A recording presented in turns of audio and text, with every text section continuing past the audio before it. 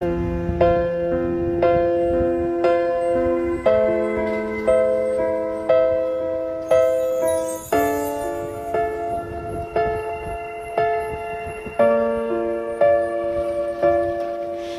pagpatak ng bawat oras ay ikaw ang iniisip-isip ko.